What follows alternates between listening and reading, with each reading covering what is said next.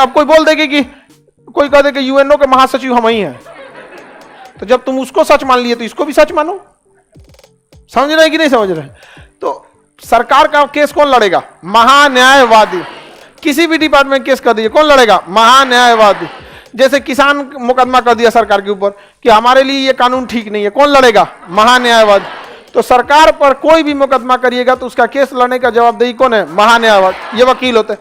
अब बताइए, ये सुप्रीम कोर्ट के वकील के बराबर पावर होता है इसका, जज के बराबर। तो सुप्रीम कोर्ट में भी मुकदमा लड़ सकता है, हाई कोर्ट में भी लड़ सकता है, सुप्रीम डिस्ट्रिक्ट कोर्ट में भी लड़। अब ये जो सुप्रीम कोर्ट में लड़ लिया नहीं लड़ेगा। अब तो बताइए, अटॉर्नी जनरल जो होता है वो क्या होता है? वकील होता है।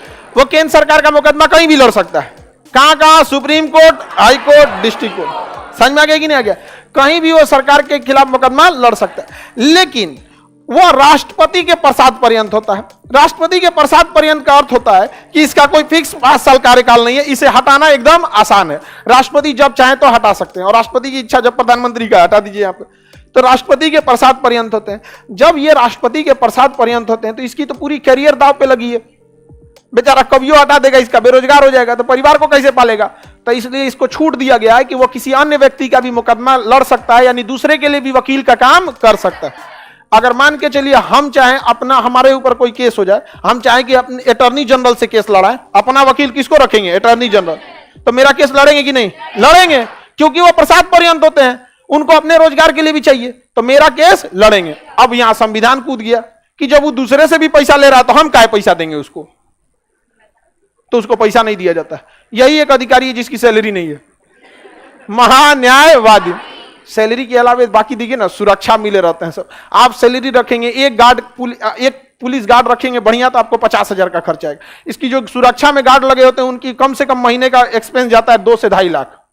गार्ड लगे रहते। अब मान के चले 5 को कमांडो लगाइएगा, एगो का 50,000 से कम सैलरी नहीं है, 5 को लगाएंगे 25 माने 2.5 लाख। अब देखिए ना कितना बढ़िया गाड़ी मिलेगा सरकारी, आप बंगला मिलेगा सरकारी। आपको पटने में सरकारी बंगला दे दिया जाए तो कितना बढ़िया मिलेगा। समझ रहे हैं? अभी पटना, जैसे पटना डीएम गांधी मैदान पे ही बंगला है, कम से अगर उसको किराए पे लगाना चाहे तो 20-25 लाख रुपया उसका किराया आएगा। गांधी मैदान पूरे पटना का सबसे प्राइम जगह है, और बंगला दिख रहे हैं। तो केवल सैलरी पे नहीं जाना चाहिए, इन लोग का बहुत ज्यादा चीज है। लेकिन सैलरी क्यों नहीं है ये समझना जरूरी है, क्योंकि वो दूसरे का भी केस लड़ सकता है, इसलिए उसे सैलरी नहीं है। वो दूसरे का केस क्यों लड़ने की आजादी दी गई? क्योंकि वह पूर्णकालिक नहीं होता है, 5 साल उसका कार्यकाल नहीं होता है। 5 साल नहीं, जब मन राष्ट्रपति उसे हटा, पता चला उल्टा सीधा सलाह देने लगा, तब गड़बड़ हो जाएगा। यहाँ पे समझ में आ रहा है कि नहीं? मेरा कोई केस लड़ सकता है कि नहीं? आप लोग मान के चलिए कोई इसी में से लड़की दहेज पे केस कर दी, हमरा से दहेज मांग रहा था, लड़ सकता है कि नहीं? लड़ सकता है। कोई भी क्या हो सकता है? लड़ सकता, किसी का भी केस लड़ सकता। अच्छा, हम सरकारे पे केस कर दिए कि हमारा 15 लाख चाहिए। अगर आप सरकारे पे केस ठोक दीजिएगा तब कहे पगला कहीं का रोजगार छीनेगा क्या? दूसरा रख ले। दूसरा रख ले नहीं, यानी वो एक किसी साधारण व्यक्ति का भी मुकदमा लड़ सकता है, लेकिन अगर वो व्यक्ति सरकार पे ही मुकदमा कर दे तब नहीं लड़। अच्छा, हम बिहार सरकार पे कर दे तब लड़ जाएगा? लड़ जाएगा। क्या बिहार सरकार से हमको क्या मतलब? अटॉर्नी जनरल केवल रिस्पॉन्सिबल है केंद्र सरकार। समझ में गया? किसके? केंद्र। अच्छा, उत्तर प्रदेश सरकार में लड़े तभी लड़ लेगा, उसको नहीं मतलब है, वो लड़ लेगा। समझ में आ गया कि नहीं? शाहरुख खान के लड़का को क्या हुआ था, आर्यन का, उसके लिए उठा के वकील लाए थे, उसको वेणुगोपाल थे शायद उनके लिए। हाँ, वेणुगोपाल केस लड़े थे उनके लिए।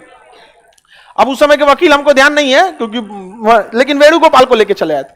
तो बड़े बड़े ले आके रख लीजिए यहाँ पे। अगर सरकार का मुकदमा रहेगा तब नहीं लड़ सकते, दूसरे के सरकार के खिलाफ मुकदमा नहीं लड़ सकते।